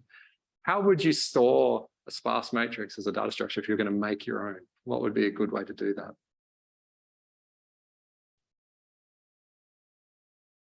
Dictionary as opposed to Dictionary, and that's pretty much what they do. So the key would be the ith and the jth element, and then you give it a value. Done, it's easy, right? It's like a tuple, index I, index j value, index I, index j value. So the tricky bit then is like, okay, how do I do matrix multiplication now on this dictionary over these elements? It's like, oh no, somebody's already done it. So sparse matrices end up everywhere. So if you're doing any sort of physics problem, from numerical solution to PDEs is the first one I think of. So like, that's because of my background.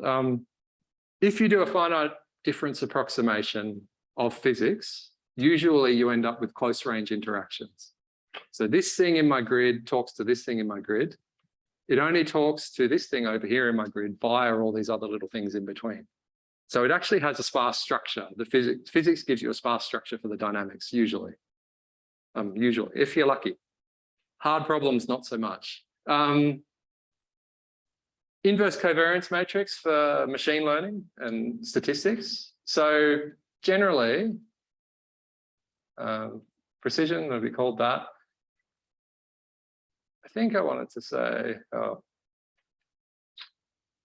so basically when you see the multivariate version of a normal distribution, it's written in terms of the inverse covariance matrix. Luckily, in real life, one of these things that happens is that inverse covariance matrix ends up being sparse too. Usually due to these graph structures, like if things are jumping around graphs and stuff, they only have it. The covariance of one element with respect to another element has to respect that structure. Cool, so they turn up all the time. So, and it's also useful as an approximation. So like, if I'm trying to represent some high dimensional distribution and I can go, well, I can solve it with a very, very small data structure that gives me almost the same answer. That's a pretty good thing to do. So this is a little, hopefully I've added all these packages.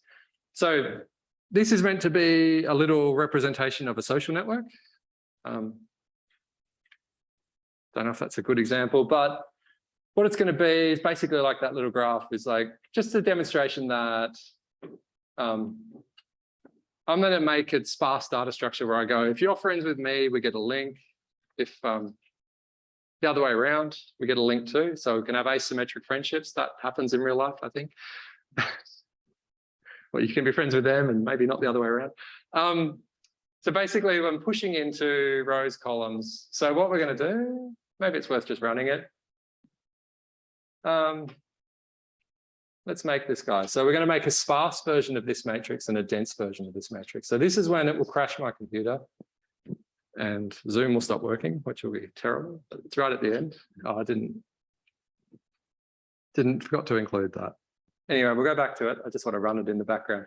So it's pretty simple. We're just going to loop over here. The model is we're friends if some random numbers less than some random variables less than some small number. If so, if we're friends, we're going to push row column. We'll make it symmetric in this case. So it goes both ways. This will be a bit slow. So we've added 10,000. So this is like getting towards a big matrix. So 10,000 squared, 64 bits. You get that cool plot for sparse matrices. So big zeros. So someone came up before, I said about regexes. There's like one tiny regex in the notes about if you, another way, like we were showing you size of, if you wanted to know the size of a thing. So this big zeros is a dense matrix with just like a couple of them turned onto one. So divided by 1 e to the 6. So 800 megabytes-ish for a dense matrix. If we're only storing the non-zero elements, can't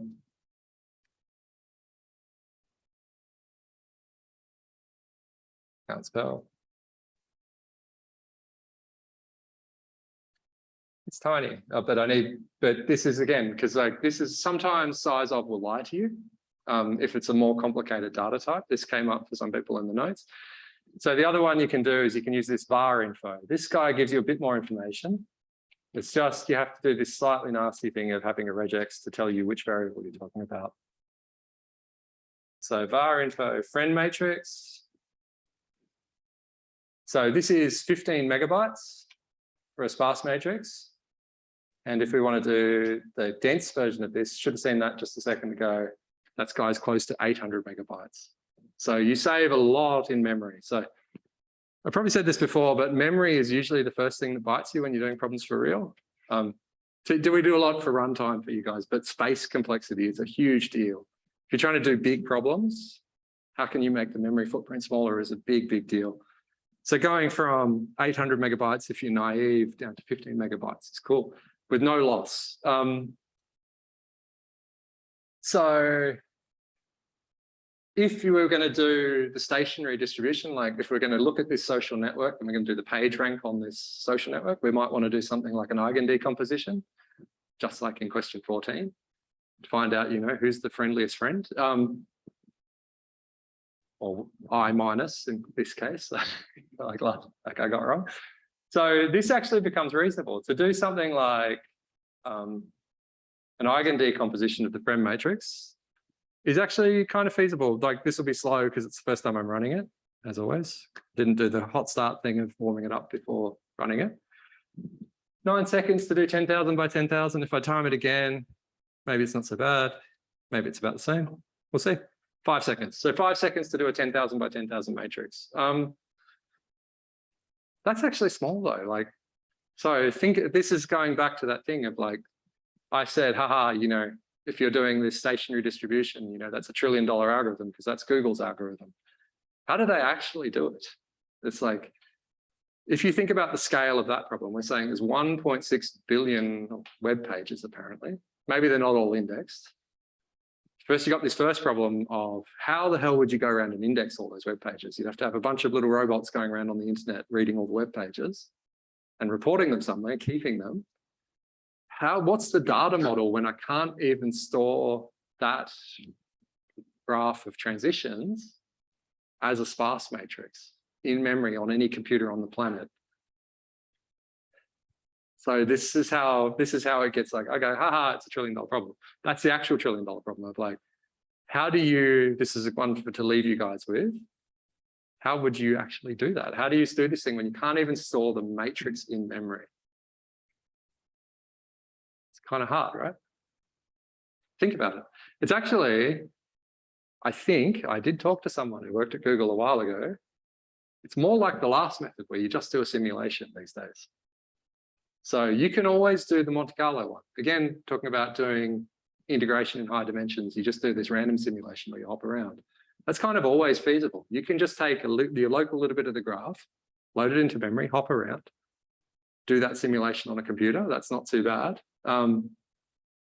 That's kind of how these things are scaling these days. So going to the dumb thing where you just do a simulation is kind of where everything ends up eventually. If the problem gets too big. I don't know if it's true now. By now it's all lots of machine learning to try and make it more, the transitions more accurate and tune the distributions better. But that's my understanding of how it goes. Okay. I don't have heaps of time. That sparsity, super useful to know about. Think about algorithmically how you're going to, what data structure you might use for your problem and how they're going to scale as they get big. It's kind of fascinating. I don't think I'll do my SVD demo because I'm running out of time. What do you think, Yanni? I'm the boss. Do you want to see SVD image compression demo? I'll do it really quickly. Yeah, it's pretty quick. Okay. Called fun with linear algebra. I hope that's true. I've spent most of my career professionally dealing with images and LiDAR. It's like interpretation of images. So it's kind of cool that I've gotten to see a lot change. Like 2014, neural networks got big. They started working really well. That's about the time, 2012. The ImageNet benchmarks, you know, the people saying, wow, these things are doing better than people now, like, which isn't true. They lied about how they do the metric. It's like people are still better. It's just like, we can't say it's a dog or not, but we can't say whether it's a Belgian wolfhound or, you know, some very, very specific class. So when they do those ImageNet tests, it's like the labels are very, very, very low level. Like, but it's a cool thing to have seen. So images themselves, I wish I'd loaded this before I started because I've got to wait for the internet to catch up. Images themselves are just arrays though. They're just arrays of data. We humans, most of it, my two sons, except them, we see in 3 colors. They're both colorblind, so they see in 2 and a bit colors. Yeah, so we see 3 colors. Where I work in hyperspectral imagery. So that's a camera that can see in 500 colors. Well past, down to the red, we can see blue all the way out into near infrared. So up to 2,500 nanometers. So that's what I'm doing at the moment. Used to work in remote sensing. That was just RGB cameras too. So when you have a channel that represents the red thing you can see in your eye, you have a green and a blue. As anyone who's colorblind would know though, you don't lose anything though. Like if you were seeing in grayscale, if you were one color, you know, if you only had one color receptor, you'd do fine as well, because there's actually a lot of mutual information between those color channels. It's not actually that useful to see in 3 colors, more than one. Like if you just saw a grayscale version of the world, you can do pretty much the same deal. And they show that with neural networks. It's like, if you do a grayscale image versus a color channel image, the difference in accuracy is actually quite depressingly small. We have all these colors, but they're mostly useless. Cool. So I didn't load the images package. Hopefully this is coming. Yeah, so 3 color channels. So every matrix, you can think of every image as an array of images. So I've got an image here. One of these things is cameras have gotten bigger and bigger and bigger, bigger pixel resolution. So, no file exists. Where is it? Data. I've changed let's change this guy.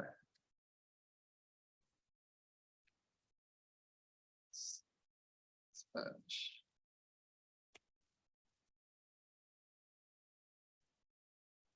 Sorry, this is a bit slower than I would like.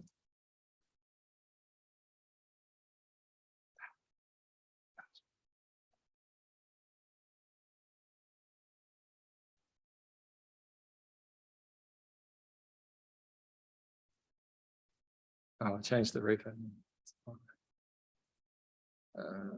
Paul silly test repo data. There we go. Extra token. Oh, put a comment in there for no reason. Okay. Sorry, a little interlude. Okay, so bar some silly warnings. This is just a big array. So images have gotten huge. So 3,000 by 4,000. So images, if they were float 64s, would be gigantic. Like each one of these photos that you take on your phone, if it was the actual size, would be really, really enormous. You've got 3 channels, 3,000 pixels, 4,000 pixels. So just to make this workable as a demo, I'm going to cut it down to a much smaller thing. So first thing you notice is for images, they're using a special type. So each color channel is a uint8. So going back to data type. So we can't see that much dynamic range in colors, like 255, and people can't tell the difference. You could have millions of values there. You don't need a float. People can just 0 to 255. People can't tell the difference. We are sensitive to gradients and things, though. We're not actually sensitive to absolute levels. So whatever this im show. Oh. So anyway, that's the big image. That's the image. So we can look at the channels for this image. So I've made it smaller, I've resized it down. And what I'm going to actually do is a singular value decomposition. So let's try and think about this. So singular value decomposition is a thing that's poorly explained. I don't think I have a really good explanation for it. So sometimes people go, it's like, oh, it's like a rotation. I talked about PCA a while back. You know, you can think about like the principal component, if it's this multivariate Gaussian, you can point in the big direction. SVD is kind of, you know, one-to-one with PCA of like thinking about like, where is the variation happening across? So I can sort of go like, most of the variation is happening in this direction. So it's kind of like a combination of a rotation and scaling factors to make the data align in a certain way. So I can actually do singular value decomposition of these channels. It's a bit weird as to why I would do that. So let's look at this guy. So let's quickly do a plot. One thing you'll notice about the singular values, if I plot them for a color channel, I should show you the picture anyway. I'll probably show that. That's the picture I'm looking at. So just in your mind's eye, so you get a picture of what you were looking at. This is the image I've got in the background. What I'm going to do is take the color channels out of that, and I'm going to do a singular value decomposition. And one thing you'll notice if you do this singular value decomposition is that the singular values reduce really, really quickly as you go to a high number of singular values. This is kind of saying, if we think about it like PCA, is that most of the information is in a certain few directions. Most of the information is not in other directions. This is actually kind of precise in terms of matrix norms. So you see a similar, again, this thing, you see the same pattern for all the color channels. So it's like not just red or green or blue, they all kind of do exactly the same thing. So again, there's mutual information between the color channels, they all kind of do the same thing. So this suggests we can do a truncation. So this is the one, this guy's called the trace norm identity. This is my matrix of red color channels. The Frobenius norm, I don't know, anyone know Frobenius norm? Is that new? Frobenius norm is if you had a matrix and you pretend it's a big vector and do the 2 norm of it. Maybe that's useful, maybe let's not think about it. If you just unwrapped it into a big vector and go like, that's the Frobenius norm. The Frobenius norm is actually the sum of the singular values squared. So yeah, I've written that there. So if you truncate if the singular values are dropping off really quickly, maybe you can cut off the ones that are close to 0 and then use that to reconstruct the original image. So I'm going to do that. What we're going to do is show a low rank approximation. So this guy's up in the code up the top. So the low rank approximation is just to cut out part of the singular. So when you do a singular value decomposition of matrix, you get a U matrix, an S matrix, and a B matrix. I can cut out those bits and put them back together. So I'm going to take k terms. So what I've done here is I'm going to take the first singular value and then in steps of 10 up to 60 and reconstruct them. And so what you should see, try and make this image big. So the first one is just where these are the very lowest rank approximation, where it's just k equals 1. I'm just doing this outer product and reconstructing the picture for all the color channels. And I'm going to do 10, and I'm going to do up to 60, 10, 20, 30, 40, whatever it is. So what you should see is that as we add more singular values, it starts to look more and more like the real picture. And at this size, I don't know, I'm old with cruddy eyes. I can't really tell the difference between that and the original. So this gives you a hint that you can use linear algebra to compress the data. So I can do this singular value decomposition if it's not too expensive, truncate the singular values and singular vectors, use that to reconstruct it. Interesting thing if we do that though, go back to here, is you want to look at the size of this guy. So we can look at if we do a certain percentage reduction. So the original image is 34 megabytes roughly. We can calculate the percentage reduction if we wanted, oh, I didn't calculate a prox error, that was silly.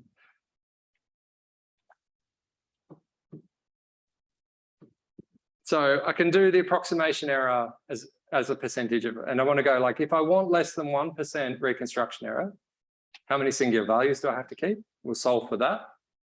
And so as a percentage reduction, that's 50%. So I can get less than 1% reconstruction error by using half this, making half the size. That seems great, right?